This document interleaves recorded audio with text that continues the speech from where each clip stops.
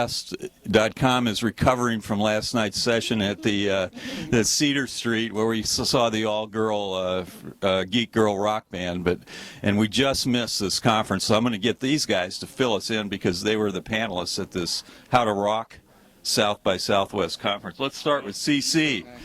Charles Chapman, otherwise known as CC Chapman. Yep.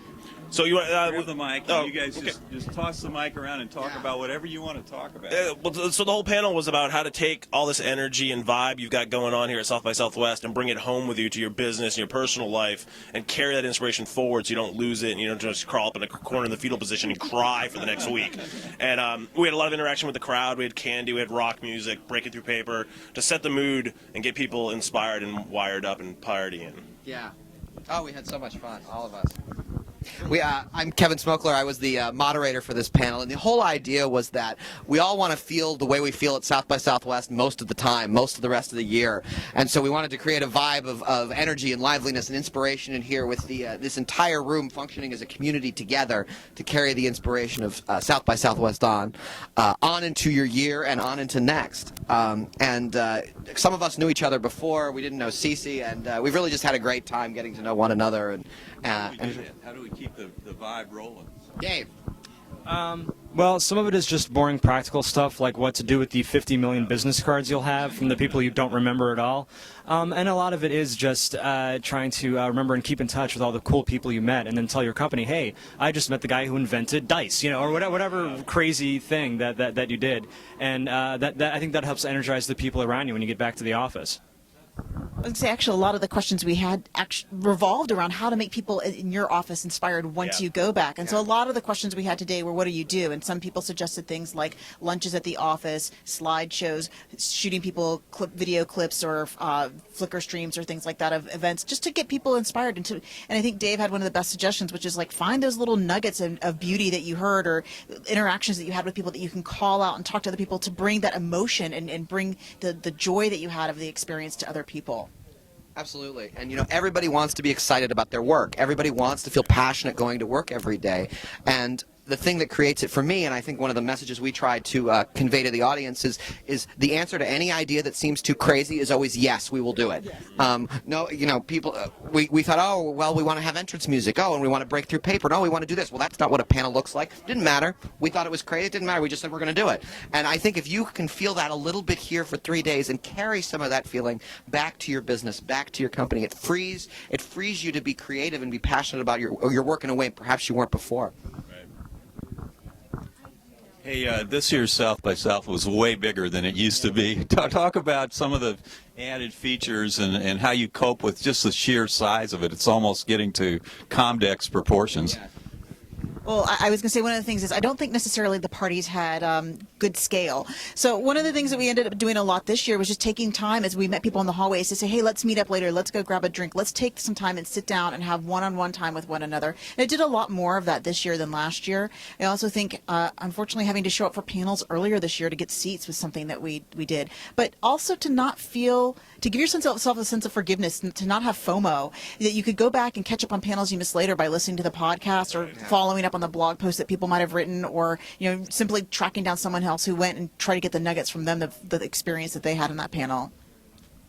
And what I'm hoping is the new theme is going to be continuing panels beyond their expiration dates, so that whoever was on that panel, like we have formed a wiki that people can go to and get ideas and share ideas about how to stay inspired after South by Southwest. So basically, the idea is the panel doesn't have to end at the end of the hour; it can keep going online forever. Tell us a little bit about yourselves, what your destination on the tubes is, and all that kind of stuff. Sure. Well, I'll go into work and fun. I work for eGear Magazine, the online editor-in-chief, so I came here shooting a lot of video and interviewing a lot of really cool people. But in my off time, I also have a lot of fun with DavidDylanThomas.com, just writing about movies and the things I'm passionate about there. So that's me. So my work is The Advanced Guard. I'm a partner there, and my personal is cc-chapman.com, which links to Accident Hash, Managing Gray, and all my photography. And it's sort of my personal blog and kind of my personal landing site that launches to everything else I'm involved with. Hi, I'm Carla Borsai, Director of Research and Analytics for Ask.com. That's probably the main destination. All the other contact information is actually on the wiki, which is after southbysouthwest.pbwiki.com. I'm Kevin Smokler. I'm an author. I blog at kevinsmokler.com, and I'm the co-founder of booktour.com, based in San Francisco. All right, let's brainstorm about ideas for South by Southwest in future years based on what you've gotten out of this one. Last night, very late, untold hour, I ended up in a conversation with one of the programmers from Twitter, which of course is gained a lot of traction last year and really has become an indispensable part of South by Southwest. And he was talking about, I would love for a chance to just sit down with the users of Twitter and say, how are you using what we're creating, and how can we make it better for you? So I'm looking forward in the future to seeing perhaps a series of panels that are called Users Talk Back, where the people who create the tools we use every day, or increasingly common that we use increasingly more, are able to speak to the people who are using their tools and find out how they're being used. I don't know. South by Southwest is all about the serendipity and going with your gut. So I think that all I can say is that next year I'll continue to do that and kind of go with the flow in each moment. Yeah, I'm totally with you on there. I mean, some of the coolest things have been things I stumbled upon or walked. I walked into this werewolf game last night, which I made a business contact. We were doing some business together, and who would have ever thought? I also think I'm hoping there's more parties that are of smaller scale. Yeah. Just because these massive things where you can't talk, and they're fun. We all love those, but sometimes it's just too much, and you don't want to necessarily go off either. Do your private thing, which I've done too, but sometimes you want a smaller, more intimate gathering too. And there were some of those this year, and I want to find a way to make time to watch a movie. I haven't.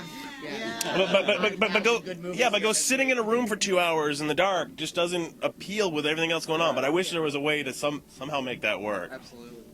I want to run a panel on how to get old at South by Southwest. I've been coming here for 6 years now, so I want the panel to address such topics as, how to find time to take a nap in the middle of the day, how to tell your friends it's 11 p.m. I'm going home, stuff like that.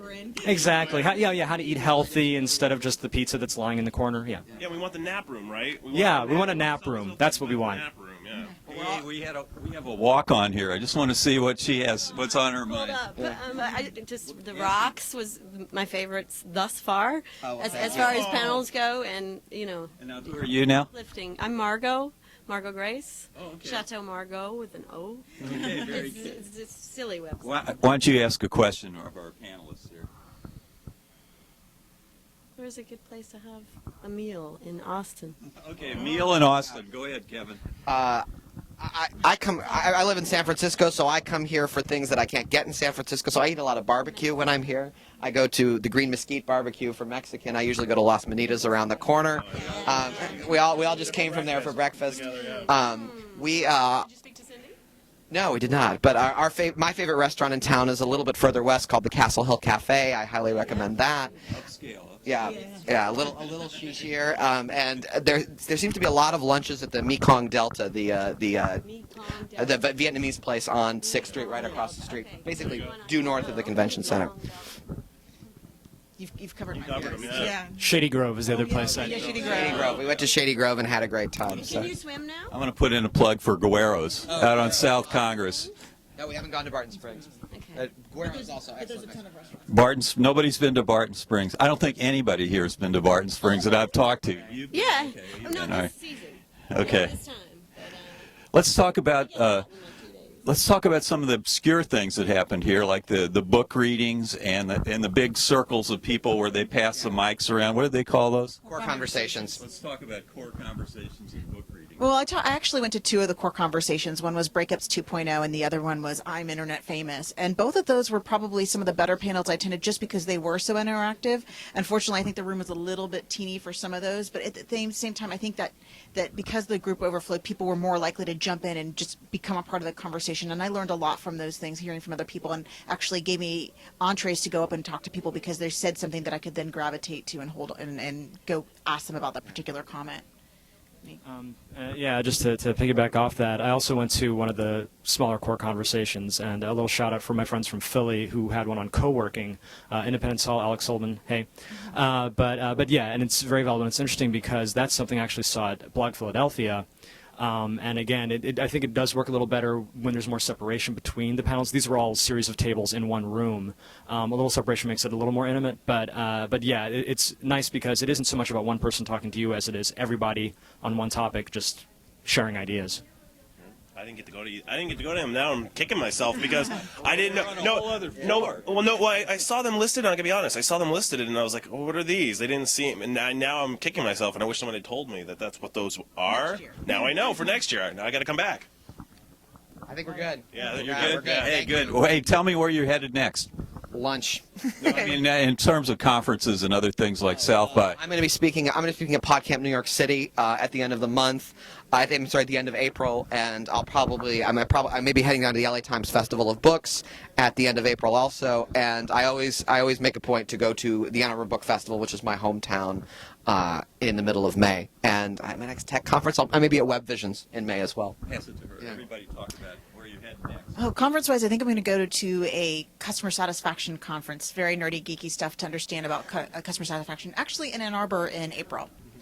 I've got PodCamp New York coming up as well, and then I'm going to Little Rock, Arkansas to speak at a PRSA event, which is it's talking about the future of PR, and they're bringing in some new media folks to kind of scare the bejesus out of these people. And that's the next one that I can think of.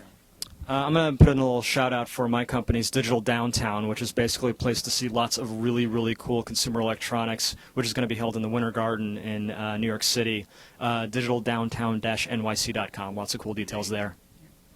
Hey, everybody. Thanks for being on Austin Cast. Appreciate it. Thank you, Kevin. Thank you. Thank you. CC? Thanks. Awesome. Thank you. All right.